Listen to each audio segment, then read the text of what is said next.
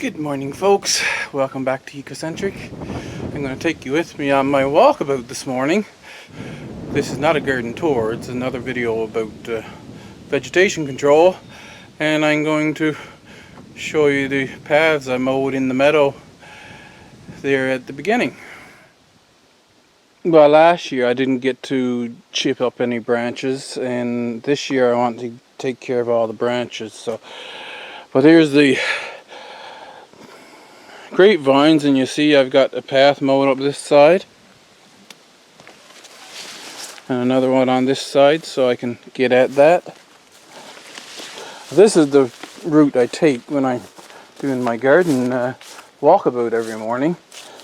And Liatris and Rosebush, I don't have a path up to that, but then we come down south side of the house here, mowed in each side of the lilac,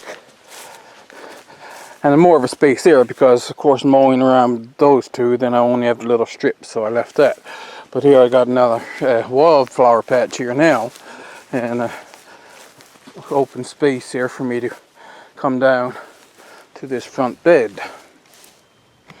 Then I mow along the inside of this bed. Of course I'm not getting at the outside, but I guess I'll have to pull these clover back out of the fence.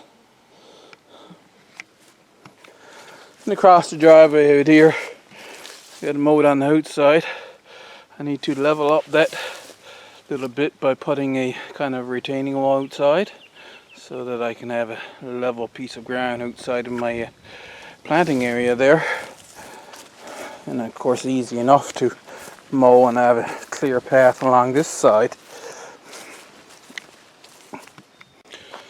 Same thing here, just need to level that up a little bit more. That was actually a big hole and I've got it filled up with sod, but I've got the pathway mowed there and then along the inside, right? So I walk along here, and I've got a Ruth Stout method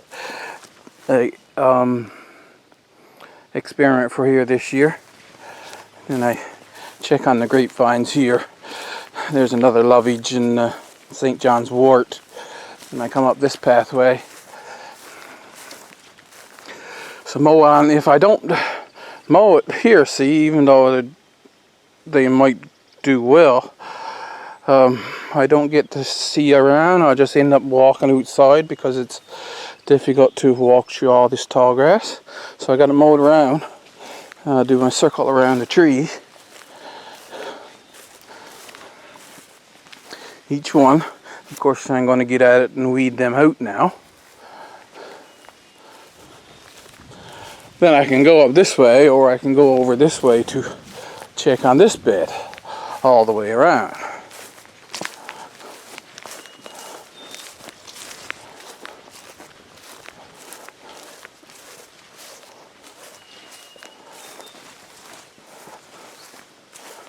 I only put one strip through here. I was supposed to put 2 or 3 strips,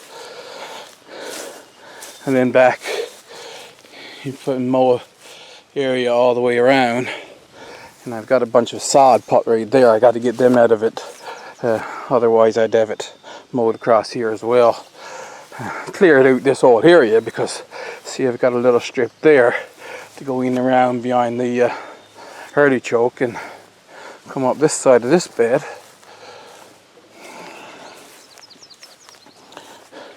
And this was getting ignored because, I mean, you can see how high the meadow had gotten, eh? But I've got it mowed on the outside here. And I can't do much very wide on the inside anyway because the drop off to the ditch is just right there.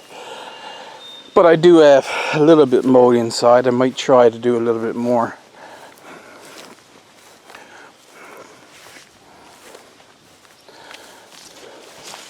And then we walk up through this pathway. Got mowed down each side of that bed. And it's easier now to mow over here. You can see where you're stepping. I only need to go this far actually because, well, it's really rough. I couldn't get the lawnmower through here anyway. There's a birch leaf pear over there.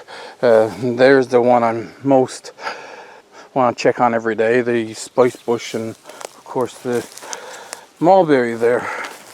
And come back and clearing around the gooseberry.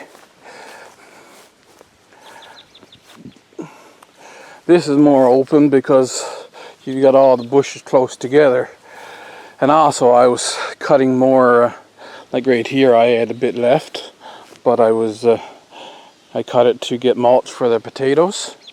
And this here I have to weed out, so I've got to cut all the way around here.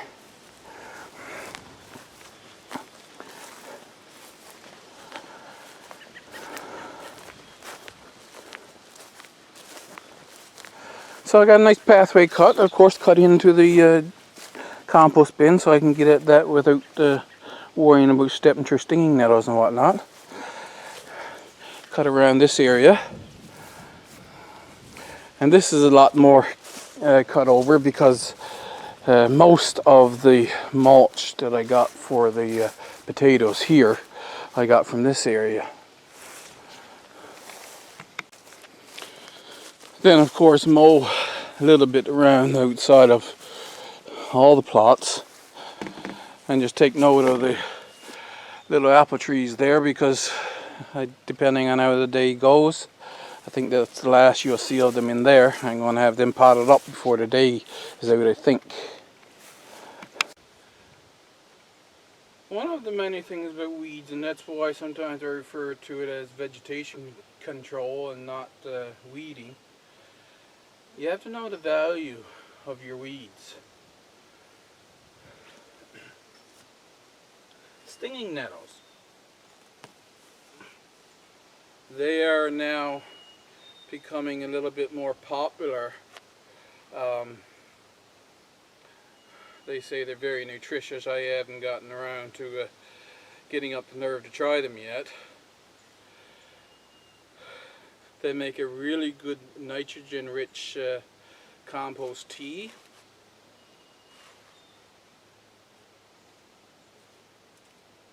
I'm going to put a pile of leaves right there and put these sticks down here. So that's two things they can be used for.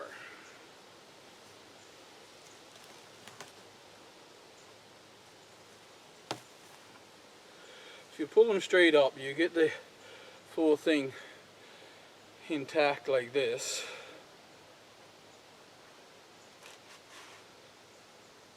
If I were to put the entire thing in the compost, I'd end up with a bunch of sticks in my compost.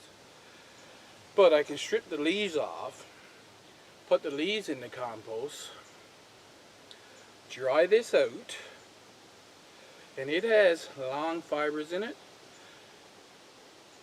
And just like spinning wool, you can actually twist this into a twine, making that natural saucer twine. You dry this out. I think if I can find the little bit I made last winter, I'll put a picture of that there. But it makes a very good, fairly strong twine. Out of this, you just take them and put them to the side, somewhere out of the weather, let them dry completely, and then you can get the fibers out and make your twine.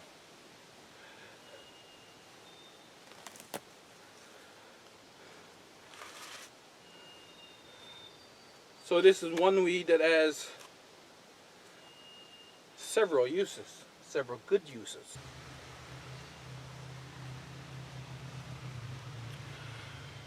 There's so many people who say the worst garden task is weeding. They hate weeding. It's a bad thing for a gardener to hate, actually, considering that's what we spend half of our time doing. I like to hand weed for a few different reasons. One, I can let a weed get up a little bit, and I have greens to bring to the hens. The other one is if there's spaces. Like here, there's quite a long space between the strawberry plants right now. These weeds will capture nutrients that would otherwise be leached away, so I can return them, keep them on my property rather than being leached out into the ocean. I could just pick them up and drop them on the bed as a mulch. Some people do that, but I would rather either give them to the hens or put them directly in the compost, and that means next year I'll have more compost material that I'll just put a sifted compost back over here, rather than having the weeds that, especially if it's raining or something, they may just continue to grow there. When I'm hand weeding, I'm up close and personal. I can look over my plants while I'm at it. And I think I already mentioned before about the volunteers and special weeds, right? By special weeds, I mean, once again, like the stinging nettles. Here's a mallow. I could take the mallow and use it as a garden salad. How to find out what the good of these are, except for capture nutrients, like I said. Bindweed, seems like everybody worldwide has those.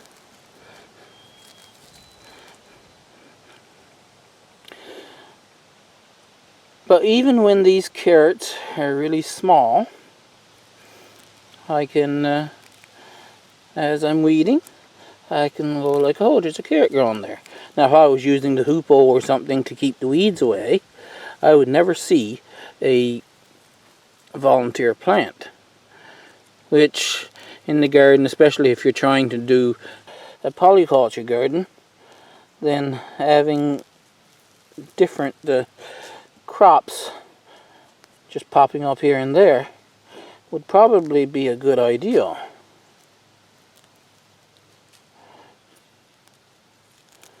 And what you're doing, you're just controlling the other vegetation that is of no use to you, right?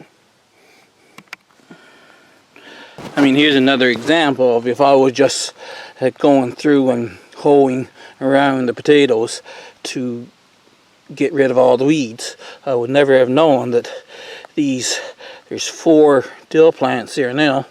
I've only seen 3, but seen 4 earlier, but I got some nice dill growing here. I would never have known that. Over here I've got a chamomile, and I seen that when it was still really small. Of course, this bed where it gets a lot of weeds in it still. I'm telling you about the chamomile and the cosmos that was growing up here. If I could take the hoopoe and just keep the weeds clear around the bean plants, but I would never have seen those. I find it actually a little awkward to be standing up with a long-handled hoe anyway and trying to get it in around the plants and not hit your plants and inadvertently kill one of the plants. So rather than standing there bent over, which I think is the reason why most people don't like weeding, you're bent over for a long time and ends up you're hurting your back, or you're kneeling down, you're hurting your knees, etc., etc. And I got this little seat here. You'd have to find out which is the best for you. And if you have a pathway that you can rake with a leaf rake, then you just sit here. I think that's lettuce. See, another one.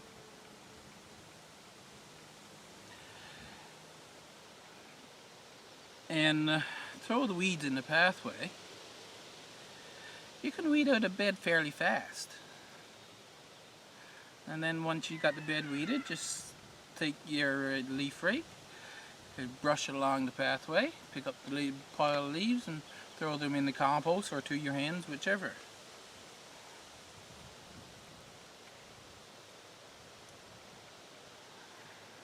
This was a dead strawberry plant.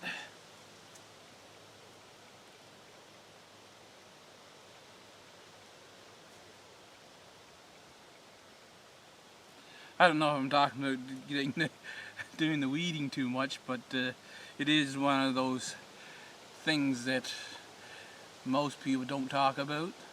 I've seen a couple of channels mention it, but yeah, weeding is part of gardening, and if you think about it, has vegetation control, and you're becoming part of nature, part of the ecosystem of your garden, then you're just part of nature and you're just going about doing your thing. You sit here, enjoy your garden, and pick away at the weeds. The reason why I'm sitting here now is because what I'm thinking about doing with this, I think I might have to take the fork and try and loosen up the soil underneath, but then just pull out the grass and leave the showy wildflowers behind.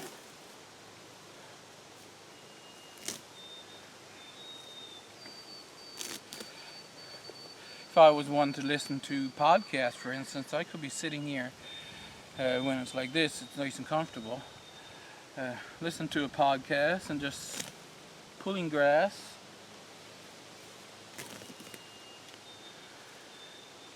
And after a while, I'd have just a wildflower or whatever other flower plants I planted there. Grass would be growing among it, but it's just something you sit and, like I say, sit in your garden and pick away at things while you're listening to a podcast. So I have it cleared away from this seaberry now, and even right away it started to leave out down further. This is something very important, and I found out because I was getting behind when the other seaberry was low. It was just a little tiny thing, and it was sitting there for like a couple of years, just a little tiny thing. And I went and I cleared around all the weeds so it got a lot of sun, and it took right off. You keep when your bushes like this is really small, it's very important to just keep everything down so that it gets lots of light. Preferably, if you can, pull up everything around a bush like this, but you have to remember that they send out feeder roots, so you can't go digging in the soil around them. You just pull up the weeds, and then you could maybe I could put some metal clippings around as a mulch to keep the any weeds that's growing from seed. Then that'll keep it down and keep anything that does grow easier to get out. These are the hardest types of things to keep weeded in my experience. I'm sitting by this small one because there's a big one right there beside you, but it has some stinging nettles in it, and I don't really want to go get my gloves right now. It doesn't really take that long from the outside, right? You can only mow in so close, and it looks like I cut off a stump there already. You got to get your hands right in among the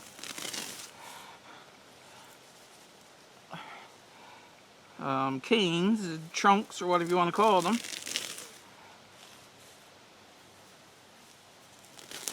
But you get used to it. It doesn't really take that long.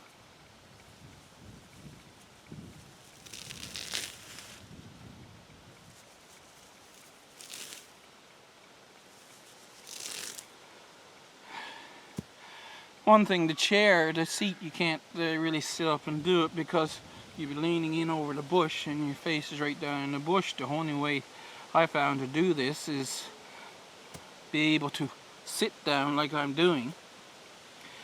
And if this was a very uncomfortable ground area, I'd have to get a piece of cardboard or a pad or something to sit on.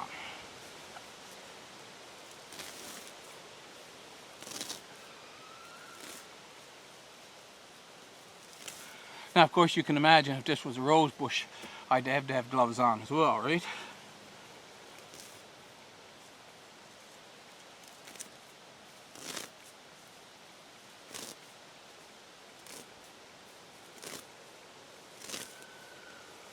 But just sit a couple minutes like that and tear it back. Once again, you can't dig around the bush because all its feeder roots are near the surface. So it's not something that you can actually dig out. You just gotta keep pulling it out. The trouble with this, if I were to put a mass of mulch in around here, then I risk getting the base of these canes. They might rot, and it's just an invitation for fungus and disease if you do that.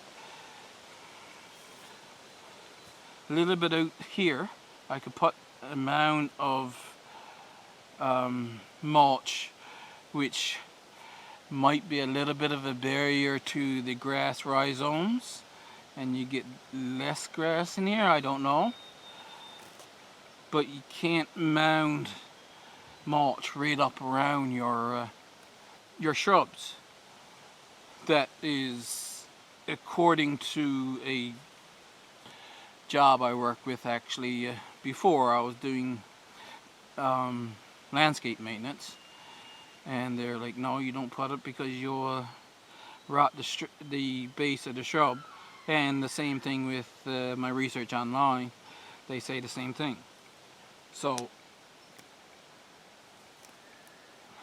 I don't mound it up, and I've got to sit down like this and just pull the grass out. But for the most part, get on that other side and pull that bit. That's good enough. Actually, I'll do that before I turn off the camera.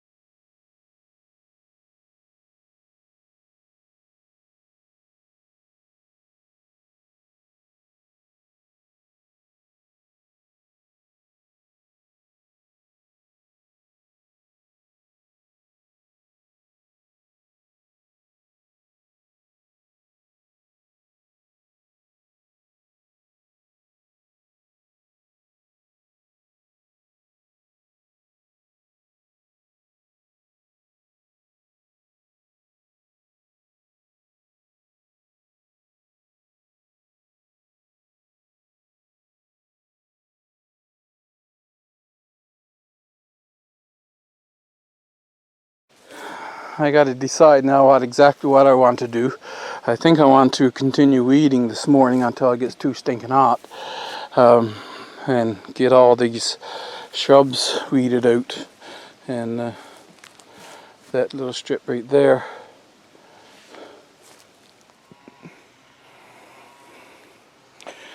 They're all cleaned up, and it really didn't take me all that long. 2, 3, 4, 5. That bed's cleaned out underneath the sea buckthorn. Then there's around that one, I couldn't get the grasses out as well, but you can see the oregano that's there. and around the tree that had blossoms on it earlier the year. And yeah, don't hate your weeding job. Just think of yourself as a part of nature, and that you're being that part of nature that's controlling some vegetation and letting other vegetation grow so that the area is more to your benefit. Thanks for watching. Hope you found it interesting and encouraging.